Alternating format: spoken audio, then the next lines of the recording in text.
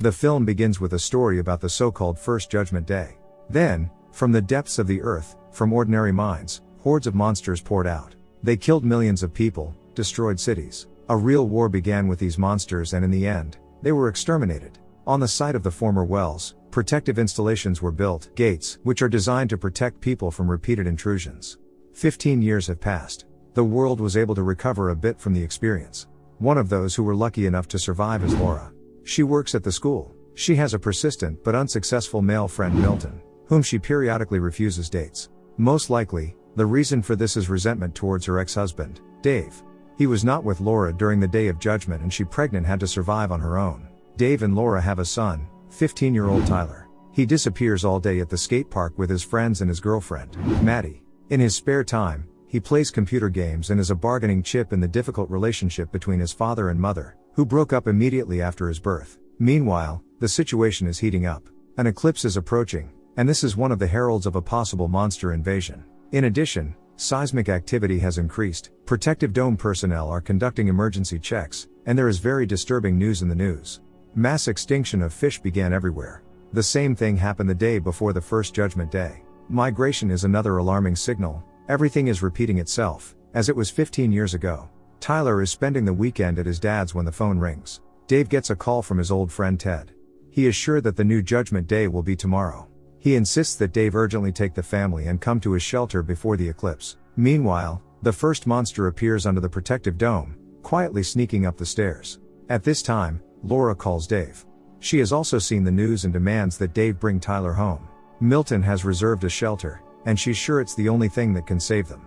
Dave reassures her that he is the father and Tyler is safe with him. Tyler receives a text, reads it, and quietly leaves the house while his father is talking. Laura is in a panic. Dave's house is not secure and he must bring Tyler to her immediately. Dave agrees. He goes to Tyler's room, but he's not there.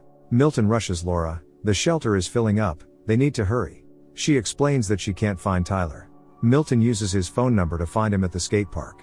Tyler is really there with Maddie. She is nervous, her parents left, she was left alone. She is very scared and asks Tyler not to leave her. Tyler promises that he will never do what his father did, he will not leave Maddie alone. Suddenly, a bird cry is heard. Huge flocks of birds fly in one direction.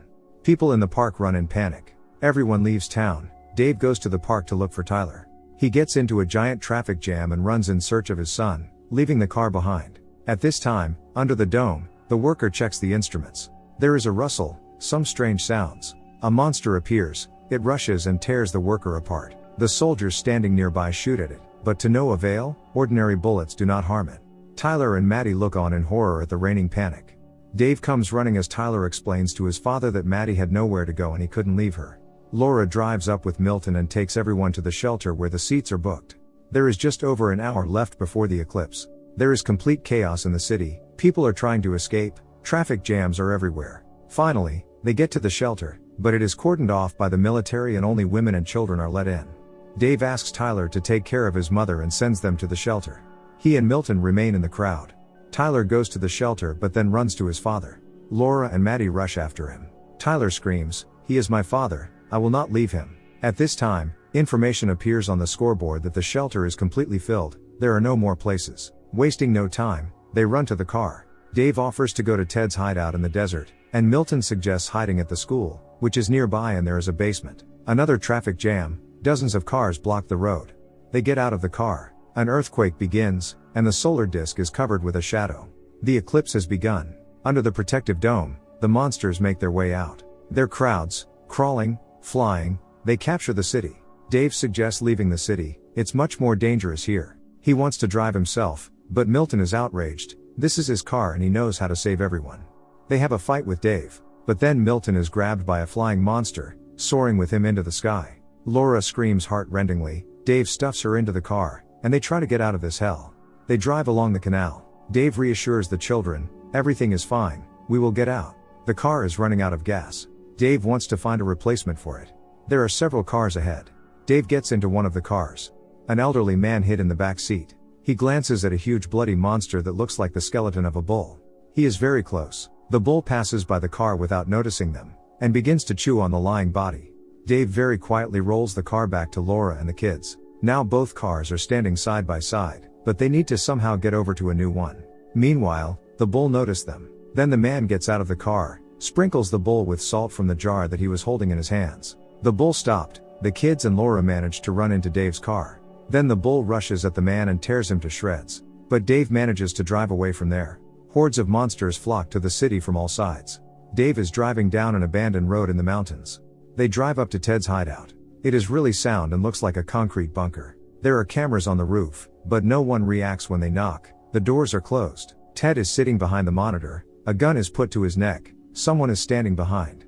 Monsters run in a herd along the mountain. They rush straight to the shelter. Dave grabs a tire iron in an attempt to protect the family, but at the last moment, the doors of the bunker open and they run into it. Dave happily hugs Ted. Besides him, his wife Stella is in the bunker, and a military man is sitting in the corner. Ted introduces him as his acquaintance, Corporal Garrett Jensen. The monitors show how the monsters are trying to smash the door. Everyone is tense, and Garrett keeps to himself. Maddie asks how the monsters feel them. Can they see through the walls? Garrett smirks. They react to light, heat, but I think they see our soul. They are the offspring of the devil, which means God too. They torment the flesh, but feed on the soul. Are you religious, Corporal? Laura asks. Today, yes, he replies.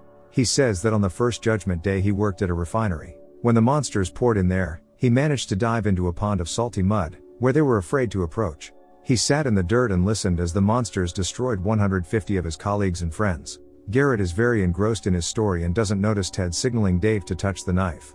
Dave understands and quietly takes the knife. That is why it is called Judgment Day, continues Garrett. The devil rules on this day. At this time, something that looks like a centipede crawls from the street into a small hole in the mesh covering the window. Garrett says he'll be on duty first. Ted invites them to stay as well and looks meaningfully at Dave. But then Garrett pulls the gun out of its holster, forcing Dave to put down the knife. Garrett explains that he tried to hide and found this hideout. Kind Stella let him in, although Ted was against it. He survived the first time and will survive now, no matter what the cost. Tyler throws himself at Garrett. He tries to take the gun from him. But Garrett throws him away. Dave comforts the corporal. At this moment, a centipede-like monster rushes out of the wall at Stella. Ted rips it off his wife's neck and pours salt on it. Dave grabs a gun from Garrett and shoots it. They tie up Garrett, try to stop Stella's blood. Then Dave sees help come for the monsters, a huge bull. He understands that they are doomed. They need to get out of the bunker. The bull is trying to kick down the doors. Ted doesn't want to go out. He says his wife won't survive outside. But Stella asks him to go with everyone. There is an underground passage under the bunker. It leads to the mountains. Garrett persuades him to take him with him. He has a car with a full tank and he can take everyone to the gate. There are bunkers and the creatures came out of there. They will not come back. They do not believe him, but he insists. He was just trying to survive and now it is beneficial for him to help them. They decide to go. Get us there and we'll forget about everything, Dave promises Garrett. They arm themselves. Ted has a whole arsenal of weapons. The bull breaks down the doors more and more insistently, but they manage to run out into the tunnel. They go to the car. Stella becomes ill. Dave and Laura begin to argue. She chides him that they could be in the shelter now. Tyler then spots a monster on the side of the road. It's dead. Maddie approaches it. Here, long tentacles of the monster protrude from a hole in the ground and twist around her legs, trying to drag her away. Maddie screams wildly. Tyler and Dave rescue her. Garrett offers his help and Dave cuts the ropes on his hands. They go to the top of the mountain. They see a devastated and burning city. They go down to the car, but it won't start. Monsters appear on top of the mountain and rush straight towards them. Garrett tries to start the engine, while Stella looks at the crowd of monsters, then at the gun in her husband's hands. She draws her gun, gets out of the car. Ted begs her to hand over the gun. But Stella turns away and goes to the monsters. She understands that she is doomed. Ted calls her, crying, but Dave stuffs him into the car. At the last moment, they manage to leave. Crowds of monsters rush after them. On the way, they pick up a radio signal. They report that almost all the shelters could not withstand the onslaught and were ruined. Laura puts her hand on Dave's shoulder as he strokes her. They come to the gate. It's empty, but the doors are open. Garrett says the hideout is in the basement. They're heading there, but the power needs to be restored. Garrett and Dave decide to do it. The others go to look for the first aid post. Ted has a wound in his back. Dave restores electricity. Garrett says that the gate was prepared for a second invasion. Tons of salt were pumped into them, but the well was too deep. They go to the others and then they hear the roar of monsters and see a bloodied corpse. There are 2 hours left until the end of the eclipse. Garrett offers to hide in a chemical warehouse. There the doors are impenetrable. Suddenly, a monster attacks Garrett. Together with Dave they manage to deal with it, but the rest of the monsters run to the noise. Garrett quickly runs through a door and closes it behind him. He gives himself some kind of injection. His veins are swollen and black. Dave returns to his family and asks Tyler to keep his mother safe while he's away. He wants to level the playing field and funnel the salt water through the tank pipes to keep the monsters out. Laura kisses Dave and tells him to be careful. Dave makes his way through the ventilation, sees how the monster devours the prey. Dave needs to turn off the taps next to that chewing monster. He manages to open the faucet. Water is collected in containers. Dave climbs back, but the monster sensed it and rushed after him. Dave fights back, sprinkles it with salt, and the monster crumbles to dust. Meanwhile, the others had already been hunted down and surrounded by monsters. Tyler shoots back. Then Dave's voice is heard from the loudspeaker. He asks to turn on the fire alarm. The monsters have surrounded them. They are getting closer. Ted tells Tyler, "Protect the family, son," and goes at the monsters with an axe. Several monsters pounce on him at once. Tyler shoots back. Bloodied Ted tries to fight back. Tyler runs out of ammo. He turns on the fire alarm. Jets of salt water hit from all sides. They fall on the monsters and they crumble into bloody dust, squealing in pain. They are saved, but Ted is dead. The eclipse ends. All monsters return through the gate back. Children with Laura run out to some area. Garrett is standing there with a gun. He shoots Tyler. "It's not our world anymore. He won't survive anyway. God has a day off," he says and aims again. Laura tries to cover her son with her body.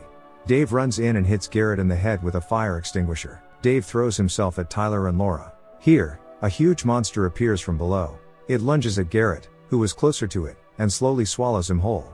They run into the medical unit, make a salty mixture in a cylinder. The monster is getting closer. It kicks down the doors, but Dave manages to throw a canister of concoction at him.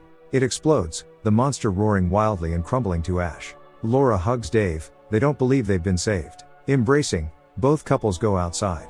The world is ravaged, but the monsters are gone. Maybe this is another respite, but one thing is clear: life will be reborn and light will always defeat darkness.